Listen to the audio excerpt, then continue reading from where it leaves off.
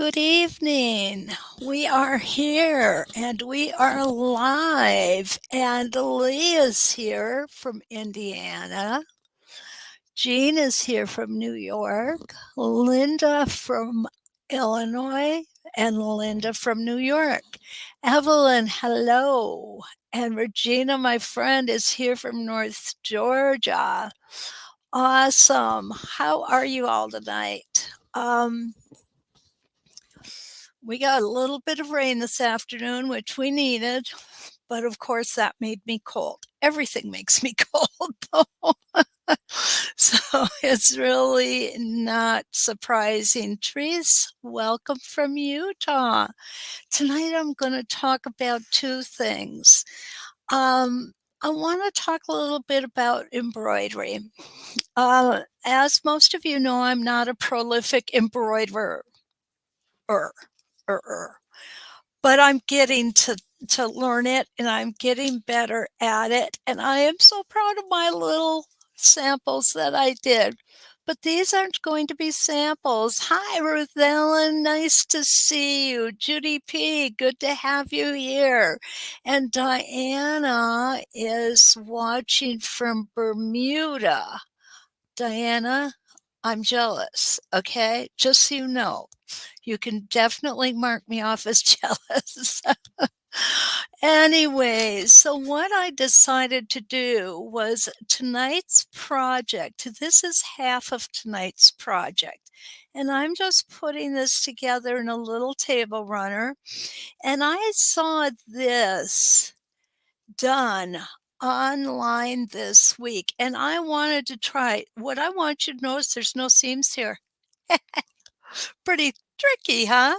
Yeah, actually, what you do is you cut out the center and then you cut, of course, across your diagonals, and you end up with these nice little points here, and you stitch from side to side, and then you stitch from this side to this side. And I'm really liking how it turned out. Okay. I really think it turned out cute. But what I like even more is how my embroidery looks centered in here. And this is from our sampler set. And this is another from our sampler set. And I made two of these and one of these.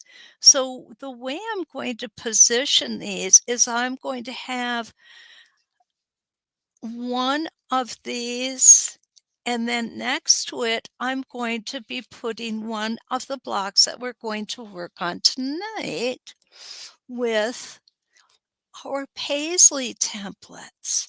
So I'm really excited about this project. Can't wait to get it done. I promise I will post it on Westerly by me. When it is finished, I'll also post it on 906 Quilting and on my own Facebook page. So I really am getting excited with trying to merge the embroidery and the ruler work together. Okay, so keep watching because I think you're going to be seeing more of that from me because I like doing both things. And now that I'm learning better how to do the embroidery, my next project is going to be to do an edge to edge design in embroidery, and I will make sure that gets posted. But let's talk about our Paisleys and let's see who else is here, okay? All right. Oh, I got to go back up quite a ways to see Debbie's here from Glendale, where it's bone dry and hot. Debbie, I could take some of that heat right now because I am freezing. Kathy's here from New York. Oh, Nancy, yes, I miss you. Nancy and I got to take a little ride together today. We spent the day together and we had a wonderful time as normal. We always have fun together. And Nancy Cook is here from Victoria, Australia. It's about Oh, let me think. At 8 AM, it's 5 p. I I know it's on the other side of the world, so it's a lot different. Marcia's here from North Carolina. Oh, good. Jan's here, and she used the basting spray, the homemade basting spray. If you haven't gotten a recipe for that, you can go ahead and email me. I'll send it off to you. It's a lot cheaper for me, and I think you'll find it's a lot less expensive than cans of basting spray. So Jan O'Grady, yes. She said, "I'm here. The basting spray works okay now." That's what I was just talking about is the basting spray. Ken wanted to make sure that I saw your message, Jan. Sue's here from Texas. Wanda's here from across town. Rita's here from Australia. It's 9 AM in Victoria. Thank you. I am going to mark that down so I remember it because at 8 AM, I don't know what I did. Oh, yeah, yeah. At 8 AM, it's 5 PM. Okay, sorry about that. All right, Debbie. Yep.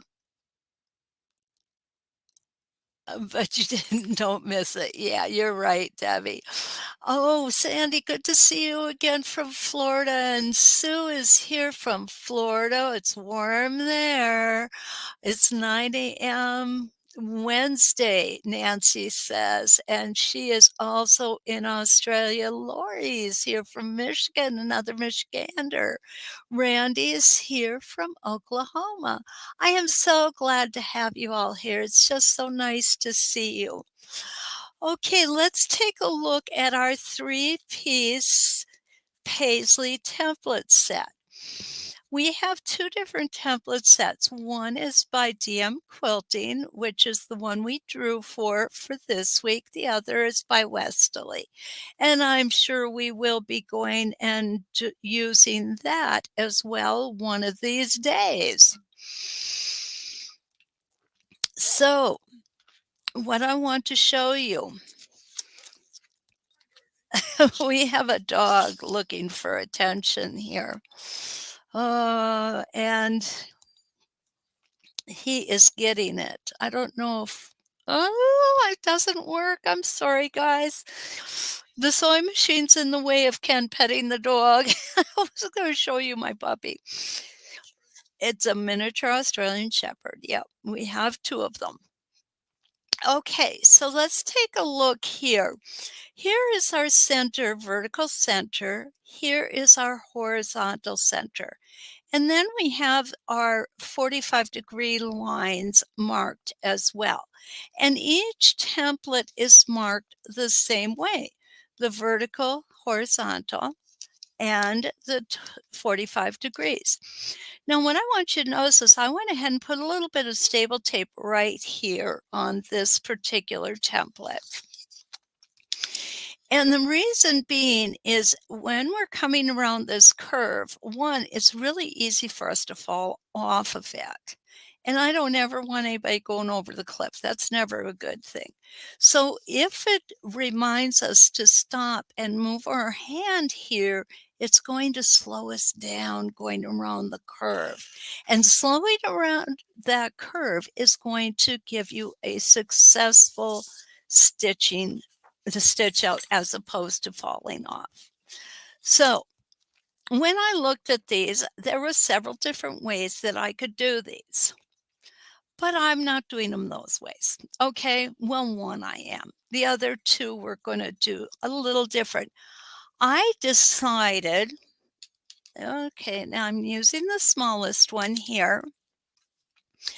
I decided to use this as a spinifex. Okay, it's not made as a spinifex, but I thought, why not try it as a spinifex? So what I did first, and drew these out, of course, is I put one this way, and then I put one this way. And it turned out kind of cool. But in the small size, for me, it was too much.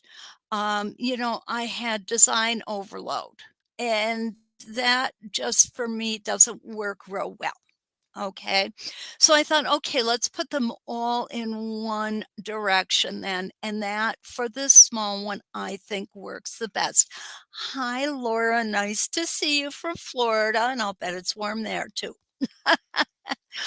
Okay. So what I did was I made an 8-point, used my 8-point ruler and made 8 reference lines here.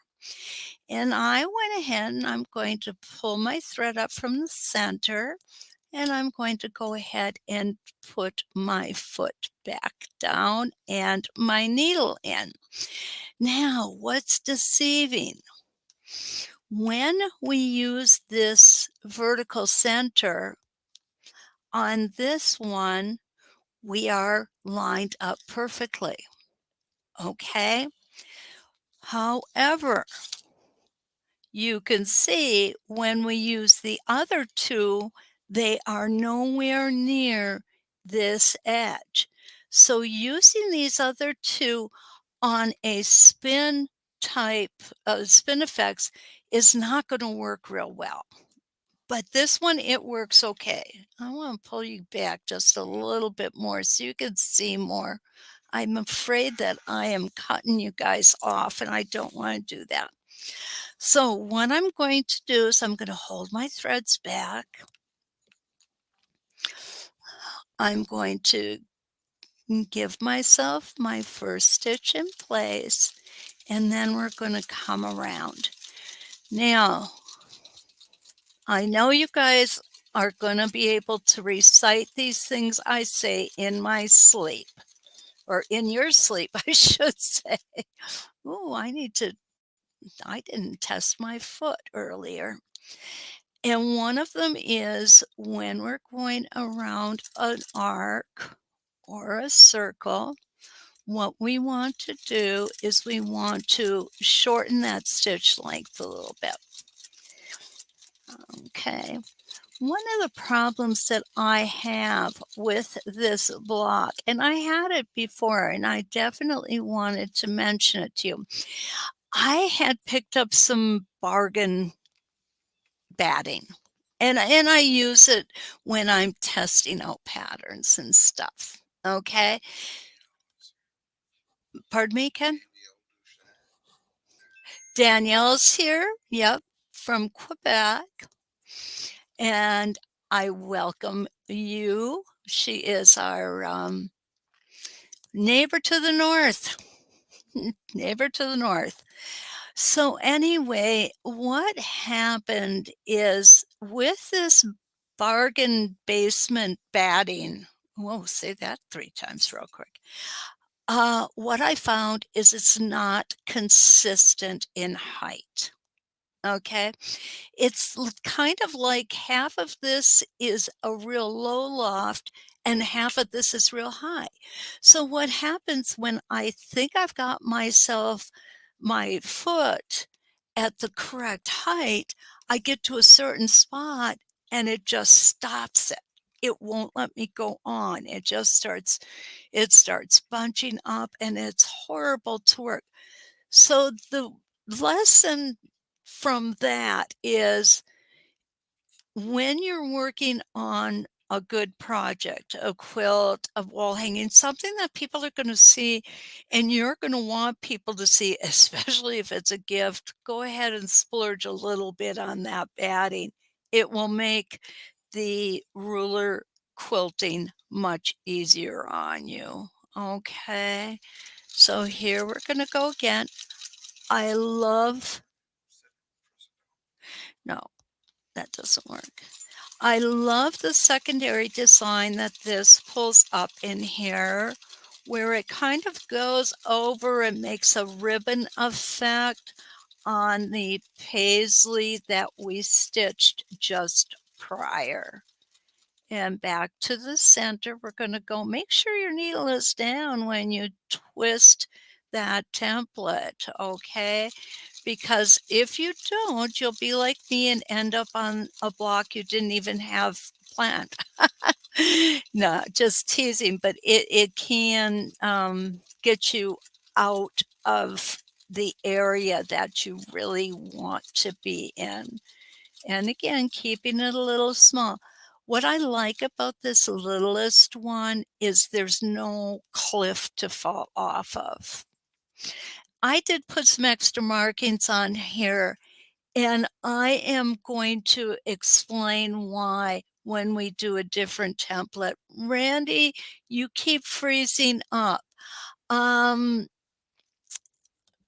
I'm not sure what's causing that. Could anybody else tell me if they're having a problem with it? Jenny, welcome. Another Michigander.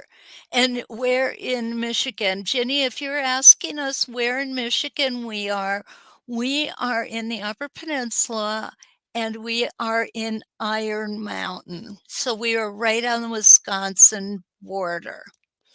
Definitely. And Diane is here also from Australia. Okay, so what we have here, Randy, is we have everybody else's seems to be good. And possibly if you go out and come back in, that would clear that little problem up for you. It does happen occasionally, I know. Sometimes if the weather actually has I've noticed, can have a big effect on it. And we just had some rain come through here, and one big thunder boomer is all I heard, and now the skies are clear, so we're good to go. So here is my Spin Effects treatment to the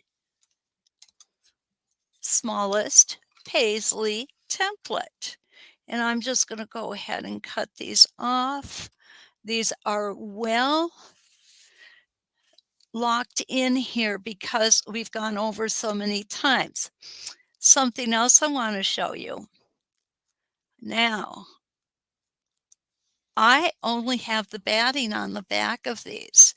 And the reason I only have the batting on the back of these is because I am going to add the backing of the whole piece. And then I am going to stitch around each block, stitching in the ditch. And for what this project is going to be, that will be enough stitching to hold everything in place. Now, obviously, I'm going to cut this down to this size, but these are going to be next to each other. And I really, really like, I'm going to back it up a little bit here so you can see. I just really, really like the way that it looks. And then what I'll do is I will have one here and another blue one over here. So this could easily make a darling quilt. And I love the print on it being so feminine. And of course, the polka dots so that it shows off the stitching really well. That's what calico. No, it's not blueberries. They're little blue flowers. This is calico print. Then do you all know what calico print is? Regina, yes, you can do this as a quilt as you go. It would work just as good, definitely. Um, Patsy, thank you so much. I really think it's kind of cute. Anyway, as I was explaining to my husband here, those little tiny floral prints, those are what is called calico prints, I believe. At least that's what I thought they were. And they're back, we're talking back 30s and 40s when they had a lot of those kinds of prints for um, for quilts. Okay, this is the next one I want to show you. And this is pretty cool because what we're doing is we're doing all three templates and we're nesting them. Now, this is the epitome of echoing as far as I'm concerned. Okay. Thank you, Sue. Okay, so what I'm going to do is what I did do is I started with my largest block here, and I'm just going to put it opposite. Now this one, what you're going to notice is my vertical center is not where you would expect it to be. I would have expected it to be over here, but it is over here. And when Donna developed these, she really did a great job on them in making sure that everything was exactly where it needs to be able to nest these beautifully.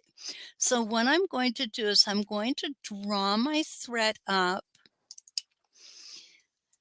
at the center point. So these two are going to go head to head, so to speak. Okay. Pull my thread out. There we go. Now, this one I probably will want to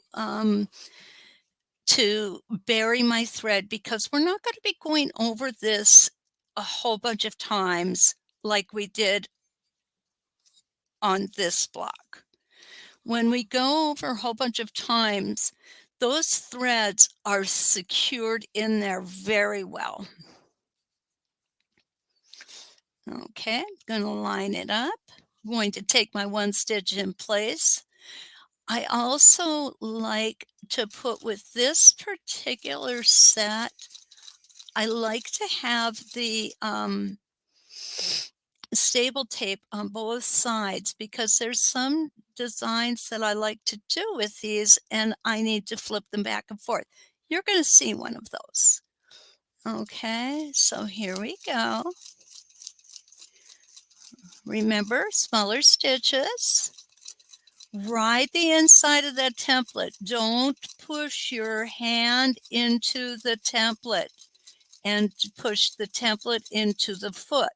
You're just using it as a guide because this is guided free motion.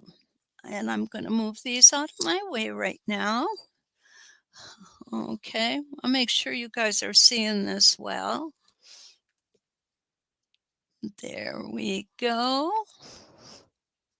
Jean is here from Washington. Hi, Jean. So good to have you here. Okay, so now remember I told you this seems to be the line where the batting gets just a little bit thicker.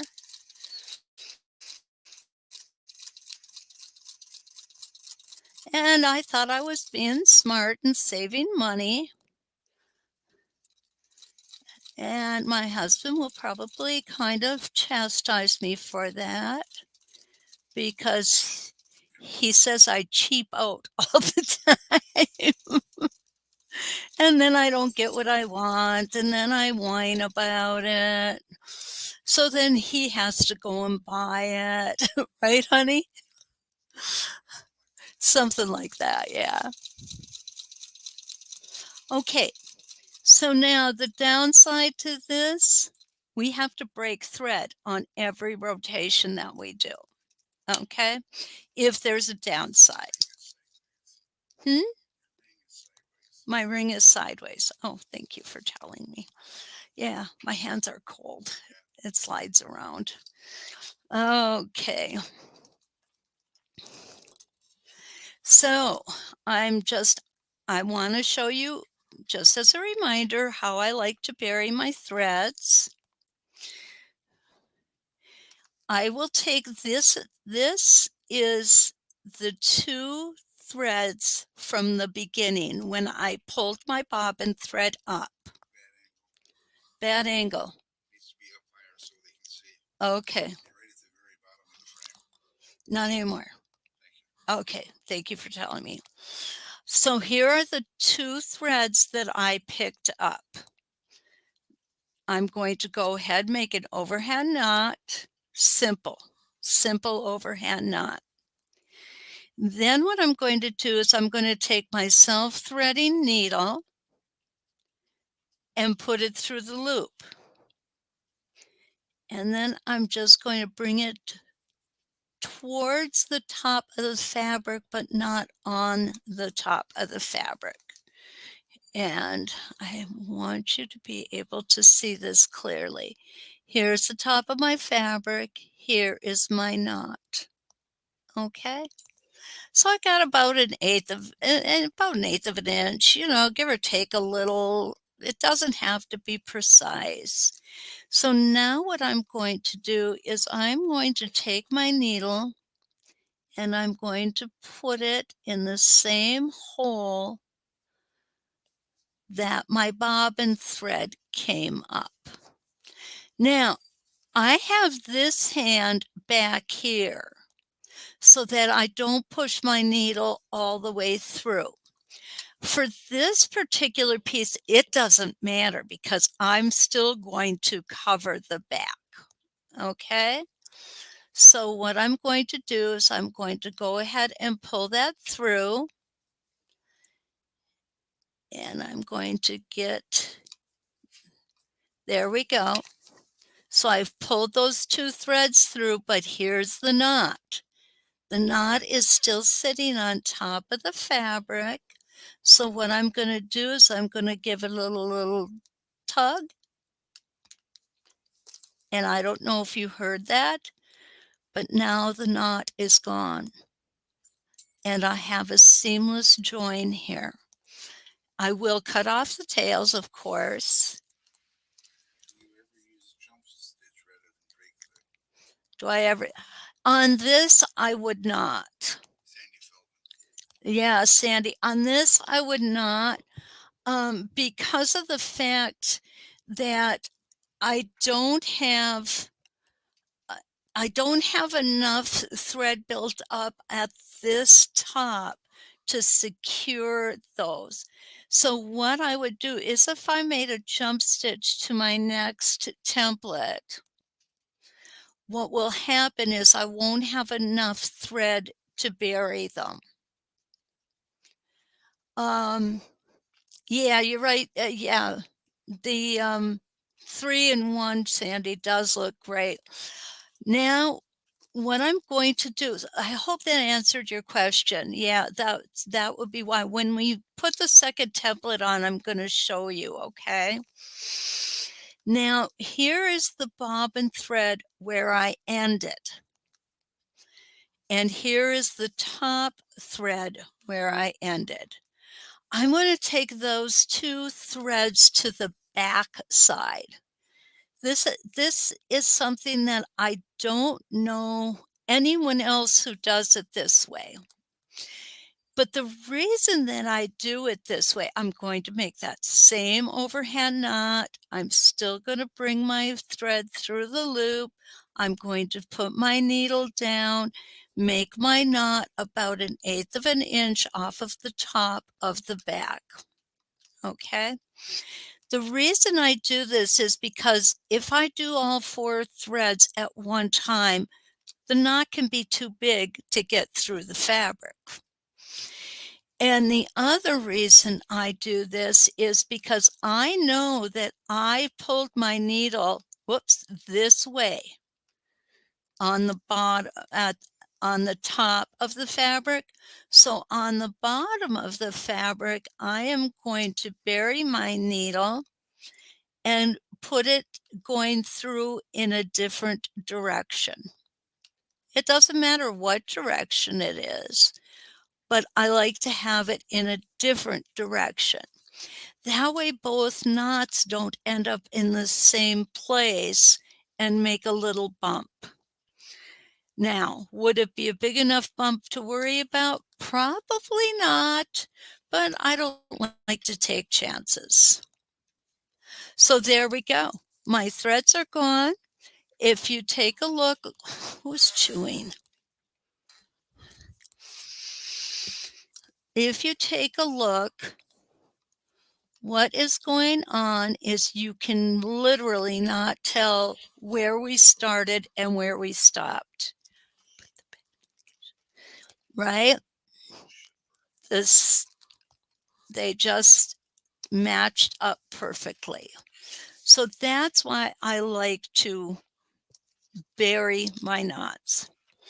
So now what we're going to do is we're going to take the second template.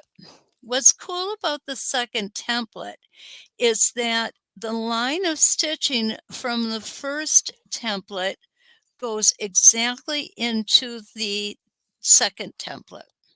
So it's a very easy placement. Very easy placement.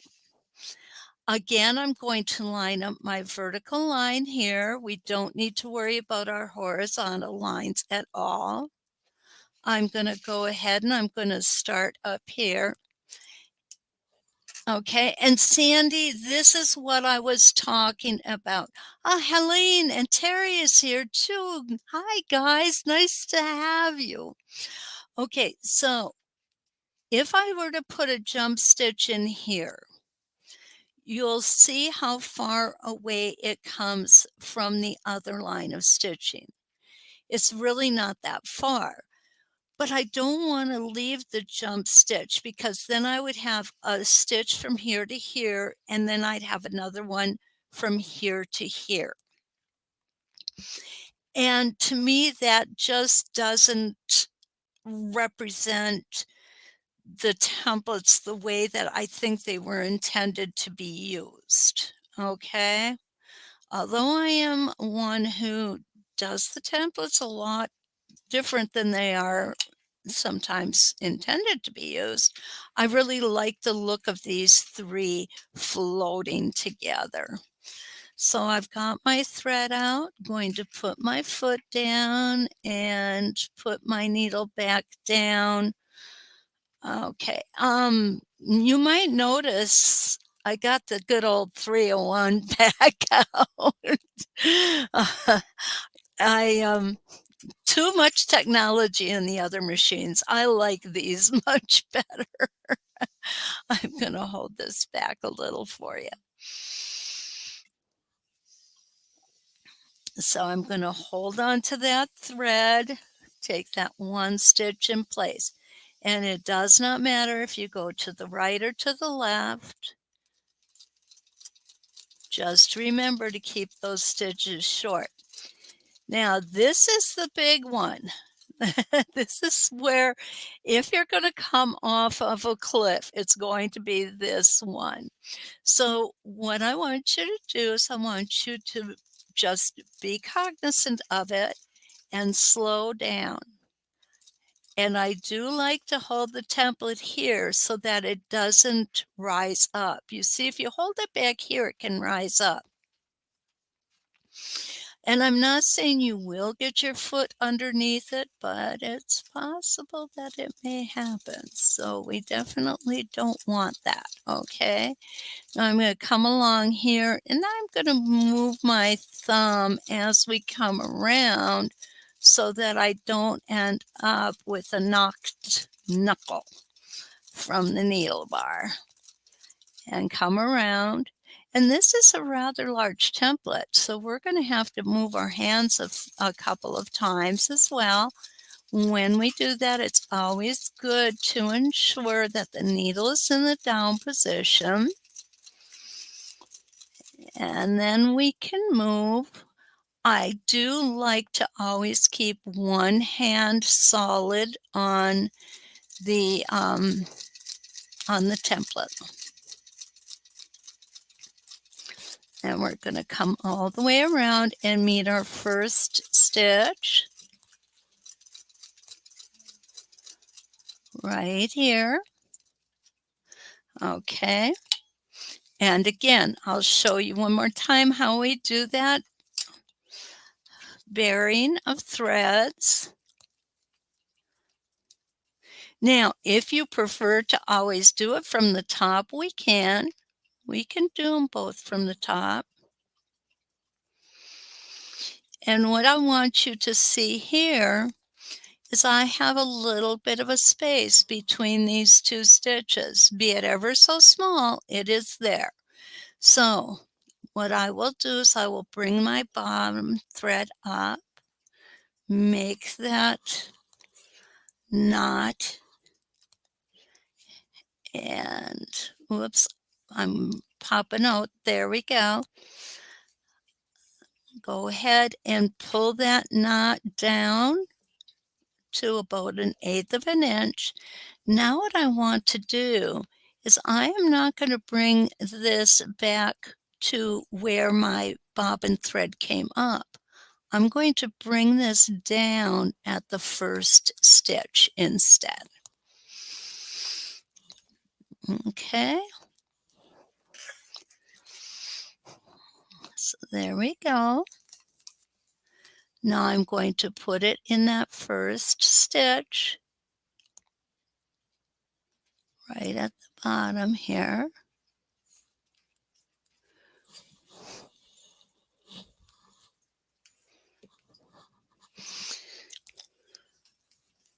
And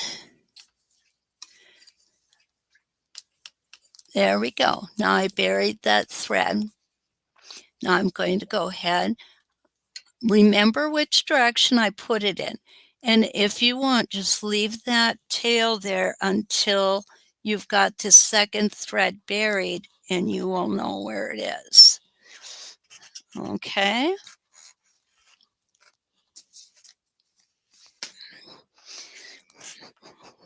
Thinking about it. Okay, another overhand knot. Bring it down.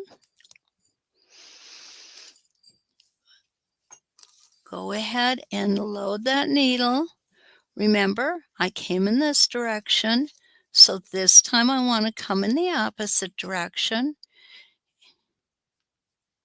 And remember, whenever I do things, I do them the way that I was taught or the way that I found that they are most comfortable to me. If you have a different way of doing this, please feel free to do it your way, okay? It's not going to be an insult to me. Everybody finds their own way to do things that is best. Oh, Jana, hi, nice to see you. Marina's here too from Kansas. Yes, Marina, it'll be videotaped, so absolutely. I did notice, Lee noticed that I have my favorite machine back. Thank you, Lee. Yeah, I don't make any bones about it. It is definitely my favorite machine. Okay, so now we're going to come to the third template. And what I did with this is I only lined up the vertical portion of this template.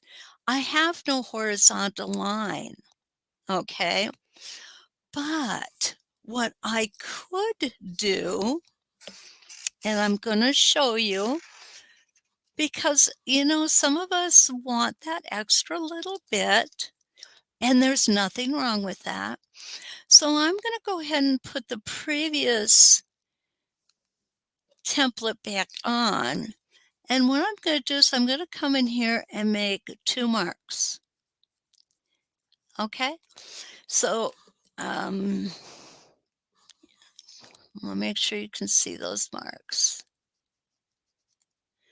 There we go.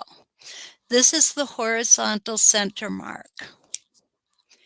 So now what I can do to make sure that I'm lined up perfectly, I am going to put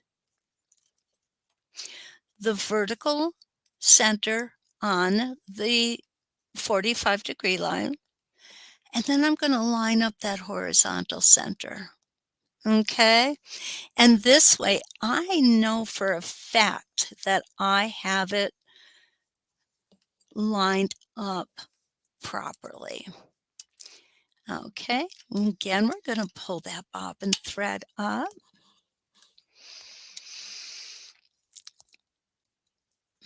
Well, come on. There it comes. Being ornery. Ah, there we go. Now I need to put my foot down. With this machine, you cannot put, what did I do here? Okay, guys, I got totally off the mark here somehow. I'm just going to go ahead and pull my bobbin thread back out. Okay. And let's line everything up again. I guess I had it lined up pretty bad the first time. There we go. And I think what I'm going to do is I'm just going to line it up any old place. Right there sounds good. And make it easier to stay where I want it to be. And going to put that down. Make sure my threads are out of the way. Take that first stitch in place. There we go. Keeping those stitches shorter. Now, some people too, what they do when they start and stop a design like this is they do what they call micro stitching, which is like 4 or 5 really teeny tiny little stitches. And do those stay in? I guess that they do. I really think that they do. I just learned to bury. I bury my stitches. I don't think it takes all that long. It does not bother me to do it. So that's just my preference, okay? And again, now let's take a look at where we're at on this one. Did we meet our first line of stitching? Exactly. And you know, by golly, we did get it better than I thought we did. And the reason that I'm saying that is because this last stitch doesn't always line up perfectly with the first stitch.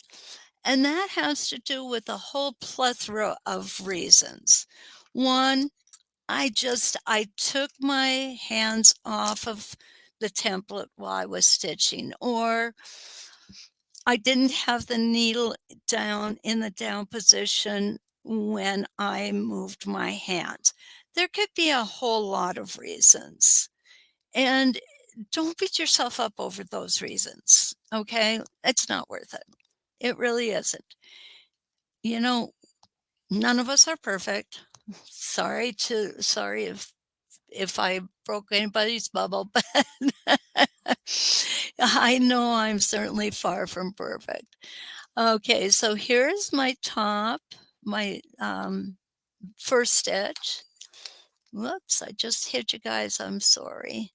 And I'm going to go ahead and put that into where my bobbin thread came up. And I'm running it through the batting because I want to make sure that I don't go through any backing fabric, even though this doesn't have any.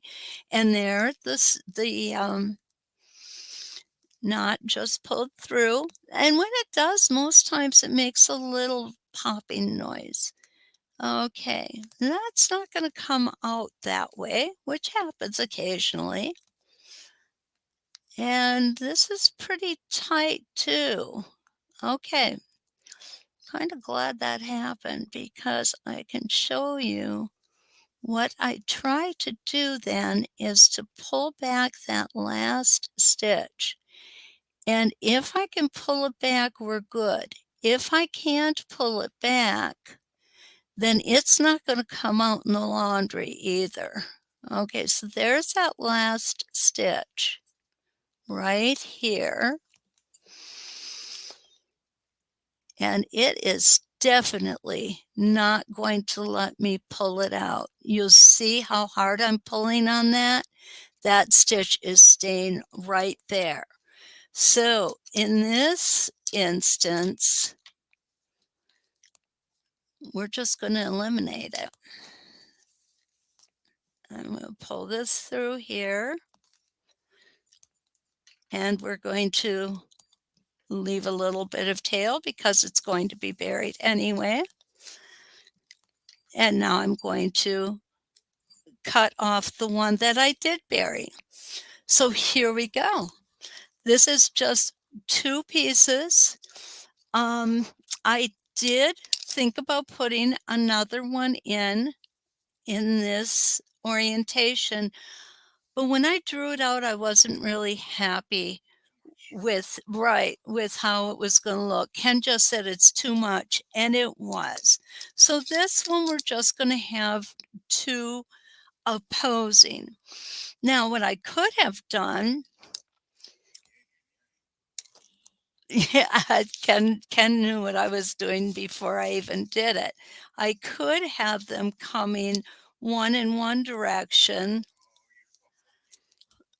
and, one in the other direction, right? And that would work.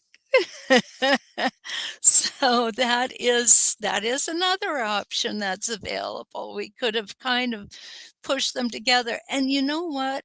For an all over design, that will work. And that's what we're going to do next. This is going to be an all over design, an edge to edge. Now, this template was definitely not designed butterfly wings, Linda. Yes, you know what? You're absolutely right. Spot on with that, because I did look at this as butterfly wings when I first started. Okay, now Lee said you can't see. What is it you can't see, Lee? I'm sorry. Did I not show you how this is what we were talking about, putting one in. Well, let's get the black. Oh, it's going to show better. We talked about putting one right side up like this, and the other one, I know I could do it, upside down like this. And look at how the 2 of them nest together nicely like that. You know, and it will work. It really will. You're going to see how I do the next one. You're going to see how I do the next one in an edge to edge design, and then you'll see how they work. Here's butterfly wings. If we tipped this template in like this and put the other one like this. Okay, let me do that again. If we put one in like this and one in like this, it would be perfect butterfly wings. It definitely would. Let me see if I've got, yeah, let's do it. Let's just do this, okay? What I'm going to do is I'm going to draw it out for you. Okay, let's get a darker pen. Okay. So I'm just going to put a line down the center, just like that. Okay. Now, you've got to remember, this is going to be really rudimentary. Okay. Because I'm not really lining anything up or anything like that. We're just going to give it a quick look at how it might work. Okay. I'm going to move that over. There we go. I can move that, right? Yeah, that'll work. Okay, so I'm going to go like this. I would also do a horizontal along with this vertical line. So here's the first one, and I'm going to draw it like this, right? Then what I'm going to do is I'm going to flip it over. Again, I'm not really lining anything up. I'm just kind of going for it here, guys. And we're going to go like this.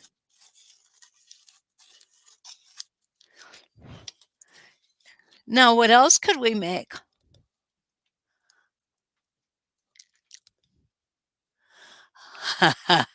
Linda says, I can see them as butterfly wings. And they are. They are really cool butterfly wings. Lee says, oh, I really like them side by side like that. Um, it was when you were trying to get that thread. Sorry. Oh, okay, good, Lee. Good. Okay. Um, what you could do, okay, let's do this. Let's see if I can do this. This to me is when it gets fun. Somebody says something, we're going to try and work it out. Okay, so what we can do too is maybe work out. Whoops, I lost it there for a second, guys. What we can do too, obviously, I would need to make some markings because I really don't have any to speak of. Right about there, I think. Make sure you guys can see this. Okay, so there is maybe an echoed feather we can do, right? Angel wings, Sue says. Yes, angel wings. Perfect. Love it. So, what if we were to do it both ways? If we were to do one right side up and one upside down. And this is why I always keep you guys longer than you than we're supposed to be here, but truthfully, I don't mind if you don't mind. Okay, I lost my stitching line disc. There we go. Here we are. Ooh. And now I'm going to go ahead and bring it over this way.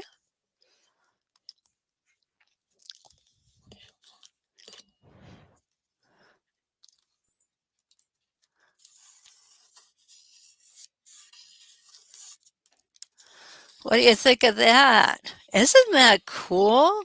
So there's a whole lot of stuff. We could do a whole lot more too, but sadly there's only 24 hours in a day. But look at how cool. And I love that secondary design that comes up there as well. So yeah, there's other things we can do. Now what I'm going to do is come back to what we're originally supposed to do. Oh, you guys are so fun. I'll tell you, I love it. Okay, so what I've done here is I've started an edge to edge design. Okay. And basically what I did was I took the wings. Now to me they're going to be wings. I took the paisley and then I flipped it. And I have them so that they're just touching each other. What you're going to notice is on this, when the two paisleys come together this way, they're meeting right here. When they come together this way, they're meeting right here. So what that means is we're going to have a portion of the paisleys be heavier on one side than the other.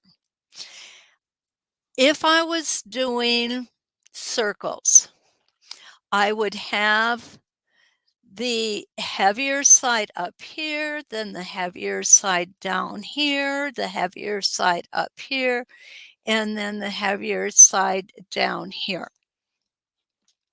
You can do that with the Paisley's as well, okay? I didn't. I have all the heavier spaces on the bottom. Now, does it matter? Regina says it's a bandit. Oh, how cool is that? I get that. Look at that. She pulled that up. That is a bandit. Awesome. The reason that I did that is one, because it's going to be an all over design, and it is fine by me if I did that. Now, what I could do is come back on the next row and always make sure that it's at the top. And then that's going to pull these two in. But, it's a personal decision. It really is, you guys. It's what you want. So the other thing that I wanted to do is I wanted to stagger. And I've got this all drawn out because I wanted to stagger these. So my block is a finite size, okay? What I have here is 3 inches long, 2 inches wide. And that is what these markings are. This line to this line is 2 inches. This line to this line is 3 inches. So when I set this down, I know that my little grid that I drew out is going to cross over on these marks. And quite honestly, I probably put more lines in there than I needed. But when you're just learning a design, it's better to do that. It's better to have too much than not enough. So what I'm going to do is I'm going to come down to the bottom, and I'm going to make a partial rotation here because I've got 8 inches square, 8 inches from top to bottom, 8 inches from side to side. Well, the side to side works out really good, 2, 4, 6, 8. The up to down does not. If it were 9 inches, I could have 3 complete rows, but it's not. So what I did was I split the 2 inches I had left over to make 1 inch on the bottom and 1 inch on the top because I wanted it balanced. Okay. So when I come in here and I put this template in, here's what I'm going to notice. I'm going to notice that this is my line that I'm going to stitch together with the next block. And my foot is not going to be on the inside of there at all. And let me show you what I mean by that.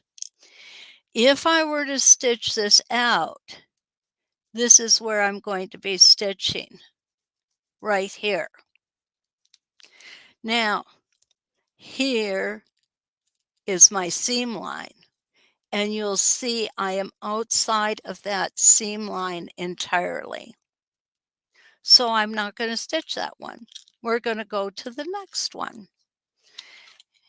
And the next one is turned around. So I'm going to go in here. I'm going to line up that center. I'm going to come down here. And this can get tricky, but this is why we oversize our blocks.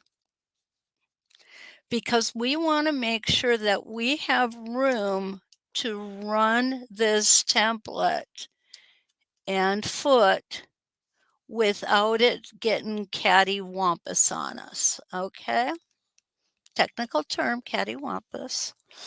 I'm going to go ahead, and you'll notice I'm using my 2 thumbs to hold that block down because it is not, the fabric is not totally covered by the template. So I don't want that bottom of that fabric to bunch up on me. So I'm just going to hang on to it a little bit.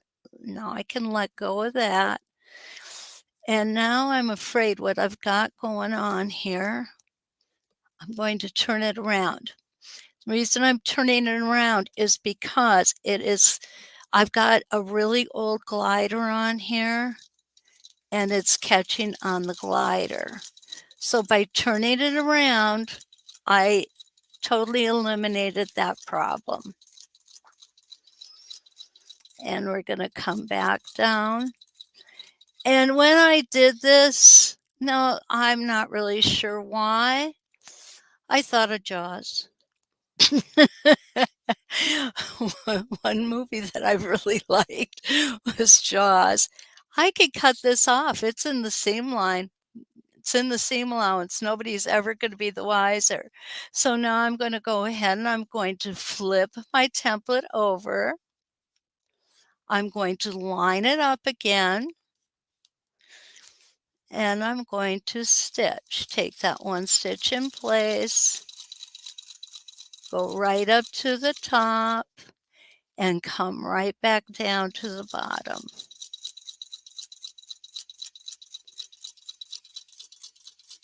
And stop. And again, I'm just going to flip this template over, come in here, line it up,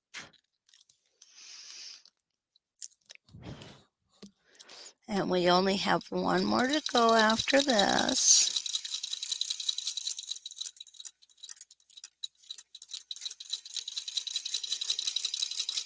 And back out into the seam allowance. I'm going to flip it one more time. This will be the last time. Make sure that I've got everything lined up, and I'm going to get over here just a little bit because I got out of line there.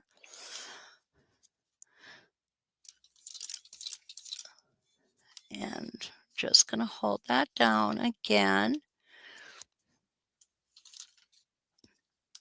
Okay, let's turn it.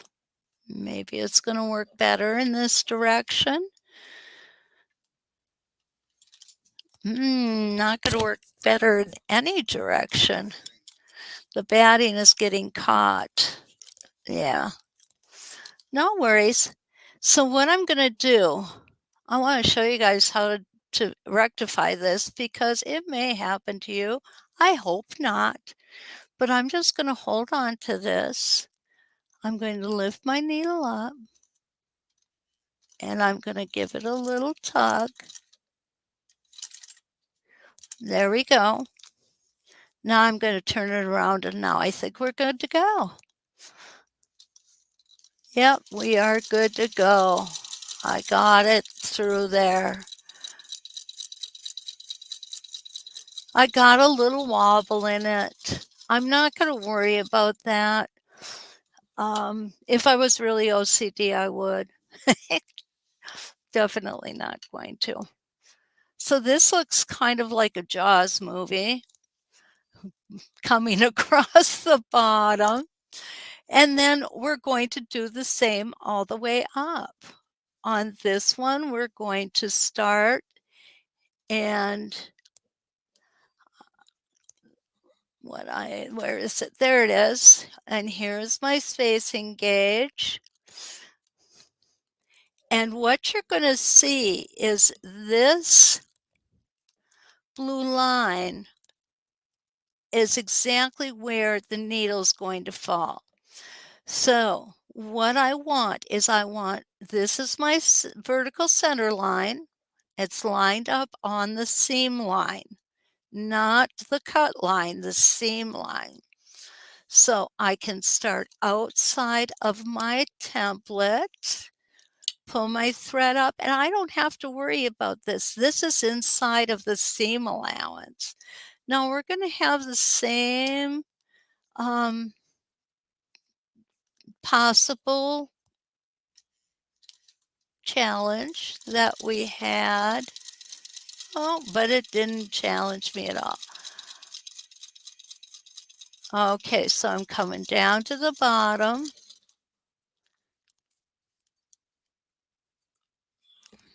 I'm going to get a little closer, okay? There we go. I'm going to get down to the bottom. Now I'm going to come up to the halfway mark. Oh, no, I'm sorry. I'm going to come up to where this will kiss the next design, which is going to be the widest part of the template.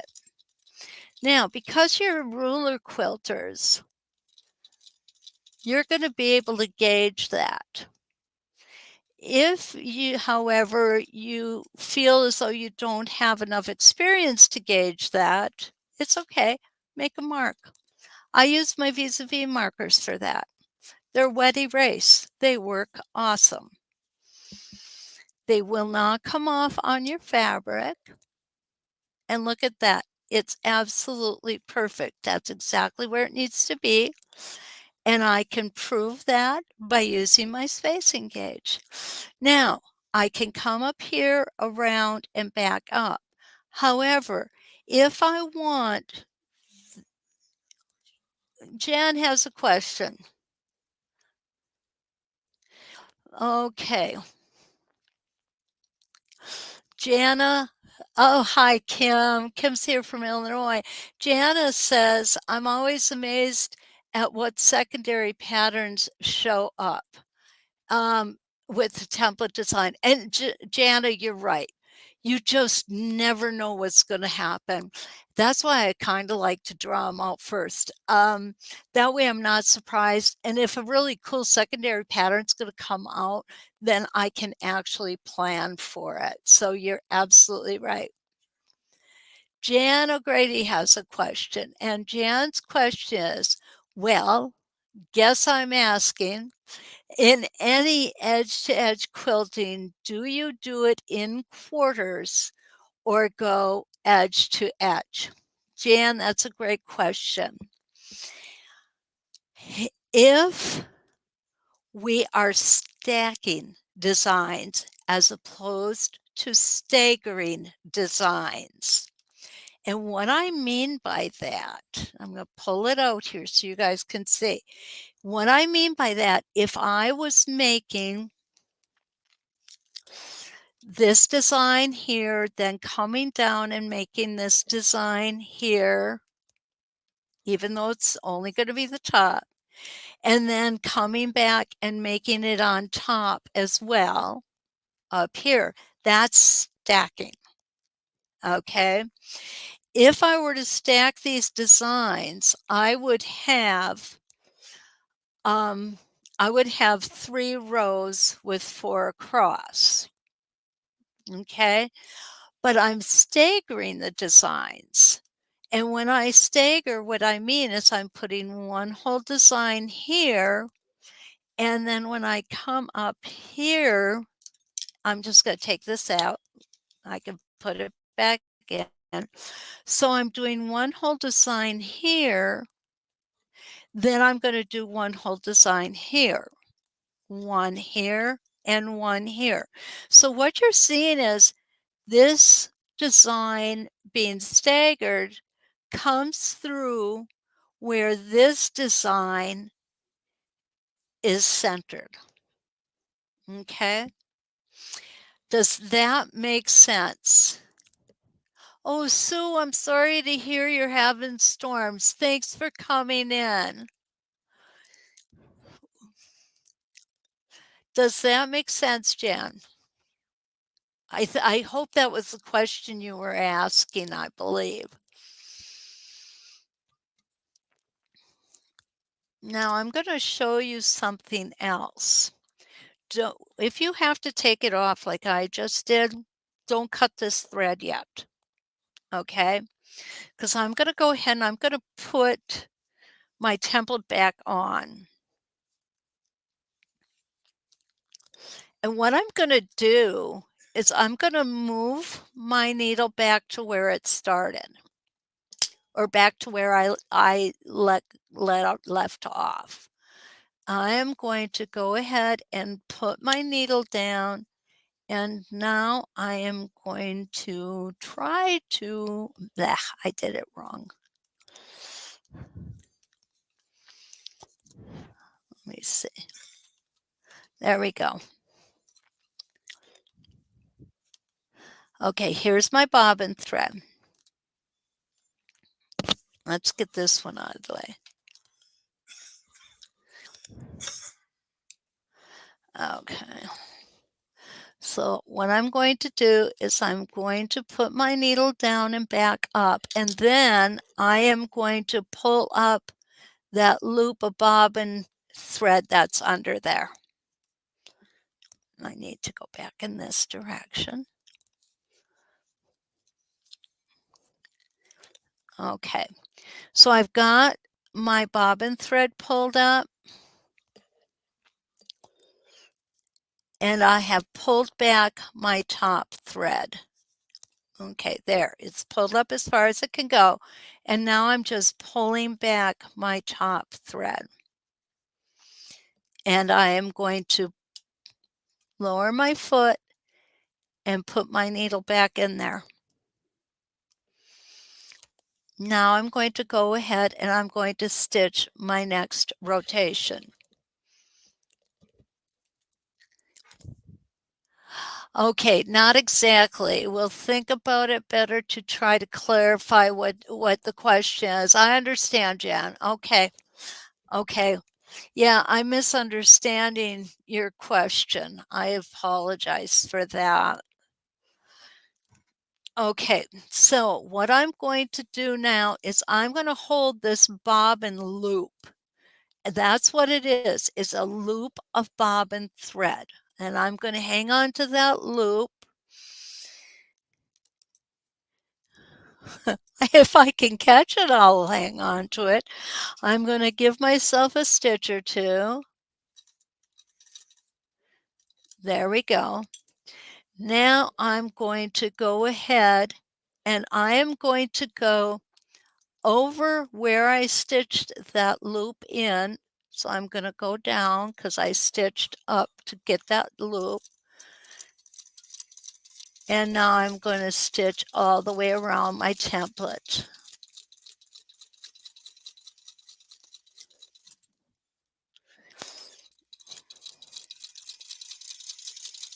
I'm going to go. Remember now, I'm putting all of my heavy area on the bottom.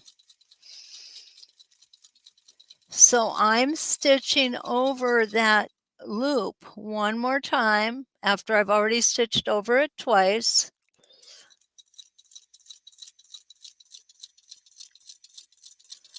And I'm going to go to the spot where I'm going to butt up to the next design, and it's going to be right about there.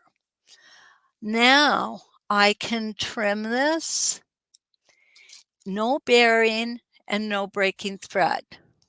That works out pretty cool, I think. Okay, and then we're going to continue going down the line. And I'm going to do one more here.